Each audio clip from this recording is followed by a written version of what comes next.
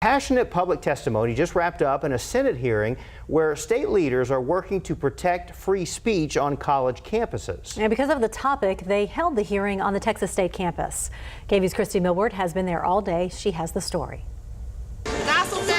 And this issue, of course, is a hot topic across the country. The topic is free speech on college campuses, and these senators are working to protect it. Leaders from several Texas universities testified at the hearing, including Texas State President Denise Trauth. We live in a divided country, so it should not be a surprise that our campuses are divided. A dynamic that she says can be difficult to support unpopular opinions and still be inclusive. Opinions like those from Rudy Martinez. This is certainly not what I expected from this meeting. Last fall, the Texas State senior wrote an opinion piece for the student newspaper that some felt was anti-white. Martinez says it was in response to racist flyers on campus. To throw white people who had perhaps never thought about what it means to be white in America into the arena of cognitive dissonance and to question perhaps why it is that they've never thought about their race. He says he was fired after the piece was published. Rudy was not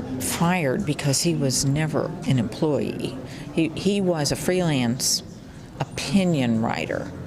And so the student editors made the decision that they were not going to ask him on a freelance basis to write more opinion columns. Thank you all for being here. Texas State student Colin Pruitt also spoke at the hearing. When you have presidents of organizations being spit on, punched, you're being denied spaces on the quad or other free speech, traditionally free speech areas, it's a problem. He calls the environment hostile, citing a time his group tried to hang a flyer. The person at the desk said, "Why don't you put it at a church where they might agree with you?" Which was just a really snide comment to make. And that's what it comes down to, the comments, which some feel it's now up to the senators to decide where protection of free speech stops and defense against hate speech begins.